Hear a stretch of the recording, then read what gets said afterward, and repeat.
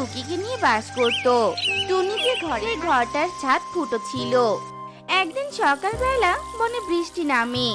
বৃষ্টির পানি ছাদের ফুটো অংশ দিয়ে ঘরের মধ্যে প্রবেশ করতে থাকে। মা, পানিতে আমি ভিজে যাচ্ছি মা। আমার অনেক ঠান্ডা লাগছে মা। আমাদের ঘরটা তুমি কবে ঠিক করবে মা? এভাবে আর থাকা যাচ্ছে না যে। মারে, ঘর ঠিক করার মতো টাকা যে আমার কাছে নেই। কি করে ঘর ঠিক করব বল? তোর বাবা মারা যাওয়ার পর বনে সকলের কাছে কাজ চেয়েছি, কিন্তু কেউই আমাকে কাজ দেয়নি। তোর পেটে ঠিক মতো ভরাতে পারি না, তার উপর ঘর কি করে ঠিক করব বল? কিছু না মা, কিছু না, চুপ করো। আমি আর কখনো তোমাকে ঘর ঠিক করতে বলবো না মা। তোমার কষ্ট হোক আমি চাই না। টুনি টুকিকে জড়িয়ে ধরে আরো বলতে থাকে, আমার লক্ষ্মী মেয়ে, তুই চিন্তা করিস না মা, আমি চেষ্টা করব ঘর তৈরি করার।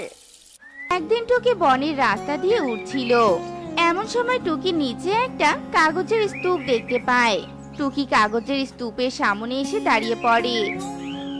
আরে আরে, এই কাগজগুলো তো একদম ভালো।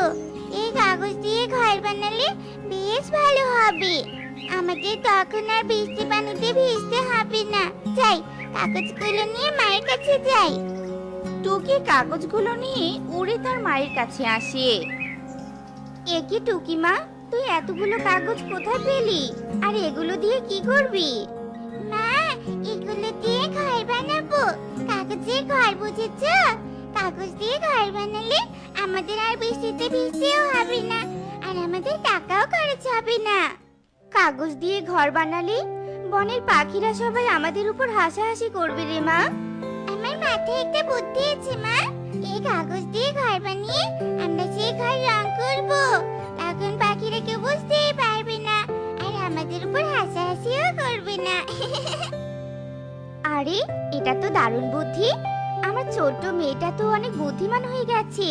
চল তবে ঘর তৈরি করা শুরু করি। টুনি আর টুকি কাগজ দিয়ে ঘর তৈরি করে। আর ঘর বানানো শেষে টুনি বলে, টুকি মা, ঘর তো বানানো শেষ, তুই এখানেই থাক, আমি রং নিয়ে এসে কাগজের ঘরটা রং করব।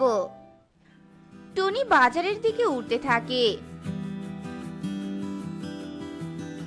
কিছুক্ষণের মধ্যেই টুনি রং নিয়ে আসে আর কাগজের ঘরটা রং করে। আর এরপর ওরা মামি রং করা কাগজের ঘরে প্রবেশ করে। আরে বাহ, ঘরটা তো অনেক সুন্দর হয়েছে মা। আমার খুবই আনন্দ লাগছে মা। ঘর বানানো শেষ, এবার আমি খাবার খুঁজতে যাই বনে, কেমন? তুই ঘরেই থাক। টুনি বনের মধ্যে খাবার খুঁজতে যায়। এভাবেই আরো কিছুদিন কেটে যায়। ওই বনে যজ্ঞ কাক আর কণিকা বাস করত। বনের অন্য পাখিদের ভালো দেখলে যজ্ঞ কণিকার অনেক হিংসে হতো। জানো যজ্ঞ, টুনি অনেক সুন্দর একটা ঘর বানিয়েছে। টুনির ঘরটা আমার অনেক পছন্দ হয়েছে। তুমি আমাকে ওইরকম একটা ঘর বানিয়ে দিবে গো যজ্ঞ? ঘর বানানোর কি দরকার, চলো আমরা ওই টুনির ঘরটাই দখল করব আর ওই ছোট্ট টুনিকে দূরে তাড়িয়ে দিব। সত্যি বলছো? তাহলে চলো, এক্ষুনি চলো। যজ্ঞ আর কণিকা টুনির ঘরের দিকে উঠতে থাকে। আর অন্যদিকে টুনি তার মেয়েকে নিয়ে নদীতে পানি পান করতে যায়। যজ্ঞ কণিকা ঘরটা ফাঁকা দেখে ঘরে প্রবেশ করে। তখনই ওখানে টুকি আর টুনি চলে আসে। এ কি যজ্ঞ দাদা, কণিকা দিদি, তোমরা আমার ঘরে কি করছো?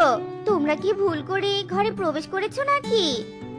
না, আমরা ভুল করিনি, আমরা জেনে শুনেই এই ঘরে প্রবেশ করেছি। শোন টুনি, আজ থেকে এই ঘরটা আমাদের, তুই তোর মেয়েকে নিয়ে চলে যা। কি বলছো এসব? পাগল হয়ে গেছো নাকি? তোমরা জানো এই ঘরটা কত কষ্ট করে তৈরি করেছি? দাদা, এমনটা করো না। এই ঘরটা ছাড়া আমাদের আর থাকার কোনো জায়গা নেই। তোমাদের পায়ে পড়ি দাদা। এই, তুই জানিস না আমরা কত ক্ষমতাবান? আর একটা কথা বললে তোকে আর তোর মেয়েকে মেরে মাটিতে পুঁতে দিব। যা, চলে যা এখান থেকে। টুনি টুকিকে নিয়ে অসহায় হয়ে উঠতে থাকে। উড়তে উড়তে টুকি বলতে থাকে, মা, এবার আমরা কোথায় যাব? কোথায় থাকবো মা? জানি না রে মা, দু চোখ যেদিকে যায় সেদিকে যাব। টুনি আর টুকি উড়তে উড়তে একটা বড় গাছের কোঠরে গিয়ে বসে।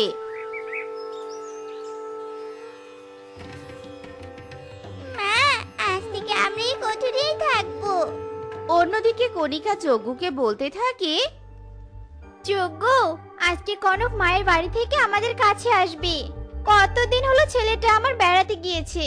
যাও, তাড়াতাড়ি কনকের জন্য পাকা পাকা ফল নিয়ে এসো। যজ্ঞ যেই না যেতে ধরে ঠিক তখনই ওখানে কনক আসে। কনককে দেখে যজ্ঞ কণিকা অনেক খুশি হয়। মা, বাবা, তোমরা কেমন আছো?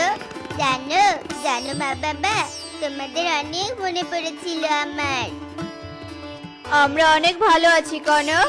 কণিকা, এখন তো কনক এসেছে, চলো আমরা দুজন মিলে একসাথে খাবার খুঁজতে যাই।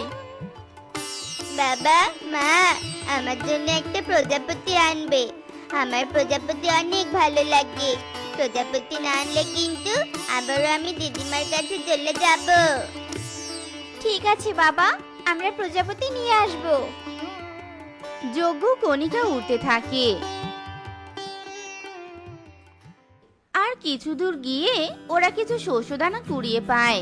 শস্যদানা নিয়ে কণিকা বলতে থাকে, খাবার তো পেলাম যজ্ঞ, এবার একটা প্রজাপতি ধরে নিয়ে যেতে হবে। আর পাশেই একটা ফুলে একটা ছোট্ট প্রজাপতির ছানা বসেছিল। যজ্ঞ, ওই দেখো কত সুন্দর একটা প্রজাপতি। যাও, তাড়াতাড়ি ওকে ধরো। যজ্ঞ চুপি চুপি প্রজাপতির ছানাকে ধরে।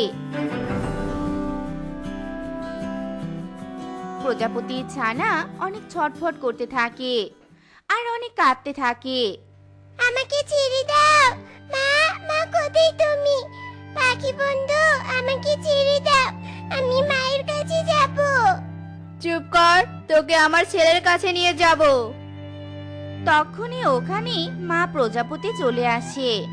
কেন ধরেছে আমার মেয়েকে? ছেড়ে দাও, আমার সোনার তো কষ্ট হচ্ছে। আমার ছেলে এই প্রজাপতি দিয়ে খেলবে, বুঝেছিস? বেশি কথা বললে তোকেও ধরে নিয়ে যাব। বোঝার চেষ্টা করো, তোমাদের ছেলে সামান্য মজার জন্য আমার মেয়েটার জীবন চলে যেতে পারে। দয়া করে ছেড়ে দাও ওকে।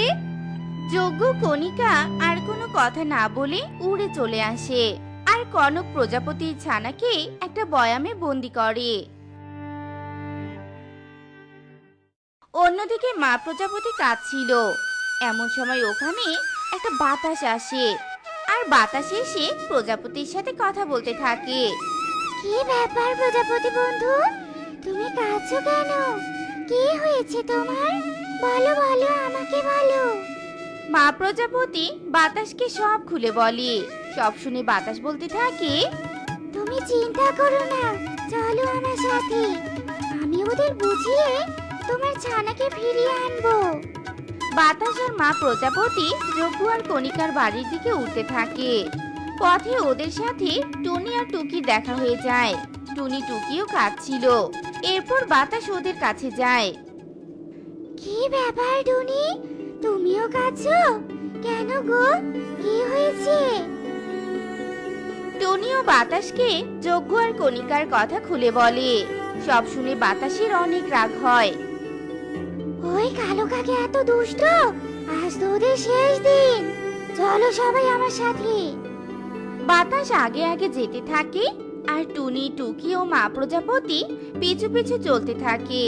এরপর বাতাস যজ্ঞর বাড়ির সামনে গিয়ে বলতে থাকে, যজ্ঞ, কণিকা, বাইরে বেরিয়ে এসো। এরপর যজ্ঞ কণিকার কনক প্রজাপতির বয়মটা নিয়ে বাইরে বেরিয়ে আসে। তোমরা সবাই এখানে? ও, এবার বুঝতে পেরেছি, তোমরা সবাই এই বাতাসকে আমার নামে বিচার দিয়েছো, তাই না? হা হা হা, কিন্তু এই বাতাস আমাদের কিছুই করতে পারবে না। বাতাস, তুই বাঁচতে চাইলে পালা এখান থেকে, নয়তো তোকেও বন্দি করব। হা হা হা। আমাকে হুমকি দিস তোরা? তবে দেখাচ্ছি তোদের মজা। বাতাস এই বলে অনেক জোরে যজ্ঞ কণিকার কনককে ধাক্কা দেয়। যজ্ঞ কণিকা কনক অনেক দূরে গিয়ে ছিটকে পড়ে। কনকের হাত থেকে বয়মটা পড়ে যায় আর বয়মটা ভেঙে প্রজাপতির ছানাটা বাইরে বেরিয়ে আসে। আর যজ্ঞরা ভয়ে পালিয়ে যায় ওখান থেকে। টুনি টুকি তাদের পুরনো ঘর ফিরে পেয়ে অনেক খুশি হয়। বাতাস বন্ধু, তোমাকে অনেক ধন্যবাদ। আজ তোমার জন্য আমরা ঘরটা ফিরে পেলাম। বাতাস আর মা প্রজাপতি তার ছানাকে নিয়ে ওখান থেকে চলে যায়। আর টুনি অনেক সুখেই তার মেয়েকে নিয়ে দিন কাটাতে থাকে। যজ্ঞ কাক